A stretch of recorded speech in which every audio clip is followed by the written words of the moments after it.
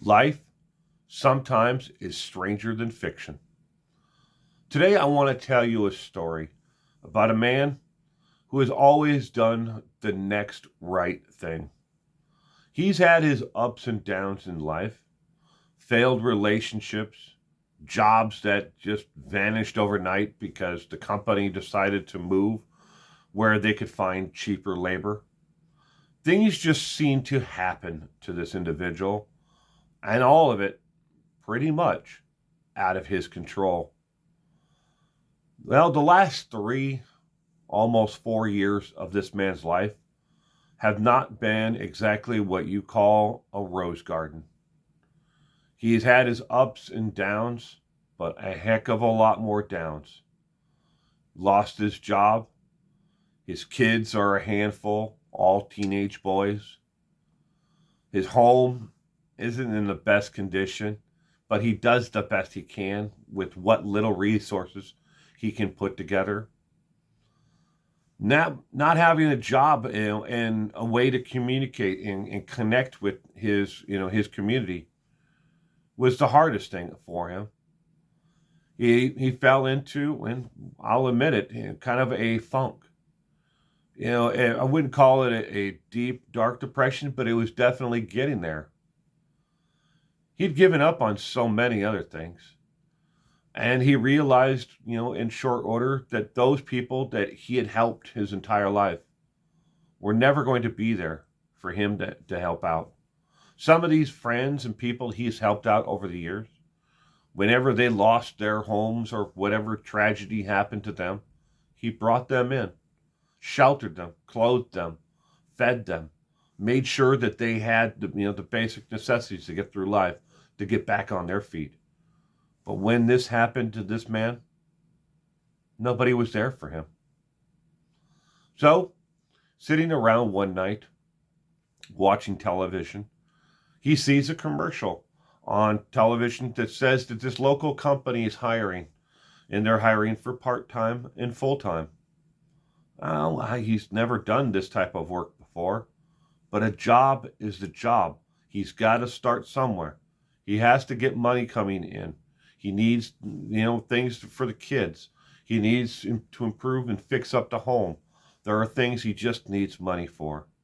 He's not asking for much, and he knows it's going to be hard work. Well, he takes the job, and shortly, in good time, because of his personal demeanor and his work ethic, he became more and more called upon. The company that he was working for said, "Hey, well, we've got a couple extra shifts here. Would you like some extra shifts?" So it went from part-time to full-time, and then above full-time. And because of the age of his children, he was able to work around this, and he made a go of it all along the entire time, trying to find a way to get back into the profession that he had been in for over 30 years, engineering. So this man takes this job. Did I tell you that the job is being a cab driver along with being an Uber and Lyft driver? Yes. He's working all three different platforms and anything he can to make the money. And of course he's barely getting by a minimum wage, but the tips help. Well, on this job, he finds it rewarding to some extent, but he knows it's not the job for him long term. It's a temporary stopgap. Now I want to tell you about August 21st, 2021. A day just like any other day for this man. He goes to work, he gets in his car, he fills it up with gas, and gets himself a bottle of water, and he waits for the electronic apps for Lyft and for Uber and for the cab company to dispatch him out to different jobs. First job he's dispatched to pick up an elderly lady and take her to what he assumes is a doctor's appointment because he's taking her to a medical clinic next to a local hospital. That job goes off without a problem. Next job, pretty much routine. He makes a couple bucks in tips and he's happy. And he sits back in a parking lot of a local convenience store waiting for the next job. And the next job there comes in about 10, 15 minutes later.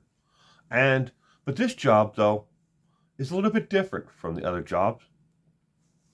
It doesn't really have a destination. It has a pickup location, but not really a destination. The destination, though, is a parking lot, but in a parking lot with an address. Odd. He goes to pick up the fare. He picks up the fare and drives to this person, female, and I think she's in her mid-40s at this point. He picks her up and he drives her to the location. She says, "It's not here." And he goes, "What's not here?" She goes, "All right, well, I need to go back to where I was before." And he says, "Well, I can see if the app will allow me to do that. Can you request the ride to take you back to where I picked you up?" She gets on her phone, requests the ride, and he's the only one right now at that time.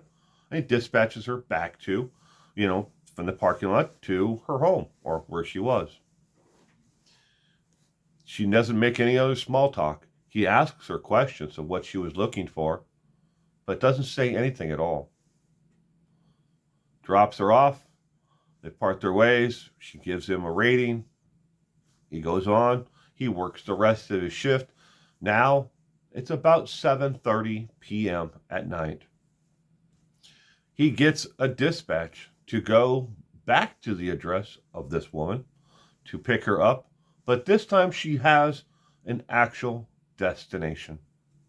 This time, though, he picks her up and he can tell there's something is wrong. She appears that she may have been crying. He asks her, "Is everything all right?" She says everything is going to be all right in just a little bit. Not wanting to pry too much into her life, he drives his car there to the location. He pulls in, he puts the car in park. The transaction's complete. And she says, "Before I go, I want to make sure that I rate your service. Thank you very much for your service." Gets out of the car and walks on past the front of his car, and he doesn't see her. As he's getting ready to back up and pull out of the parking spot, he hears a loud screeching noise, a screech that he said he's never heard anything like before. And then he sees the lady out the passenger window of his car standing there with a large knife in her hand. Ladies and gentlemen, this man is a friend of mine. His name is Mike. He picked up a lady who went to a former friend's house and stabbed him to death. The reason? He had borrowed her car and hadn't returned it on time that day. Originally charged with first-degree murder, well, they pled her down to manslaughter. And they decided that if she takes a plea deal on the manslaughter charge, they will give her 6.5 years in prison. Mike didn't see the actual violent act, but he saw the lady standing there with the knife in her hand, and then she turned to Mike and smiled. Now, he must live with this memory every day for the rest of his life. Just a part-time job that worked into a full-time position. Everything was okay. She didn't have to do this to get her car back. And Mike didn't want this to happen to him. He didn't want to have to witness someone being murdered over not returning a car on time. You never know. how your life and your day is going to go. Now, Mike must deal with this on top of everything else. At least, the very least is she took a plea deal so he doesn't have to go to court and appear in person and testify in front of other people about what she did and what he saw. Thank you for joining me today. You stay safe out there. And above all, if you borrow your friend's car, return it on time.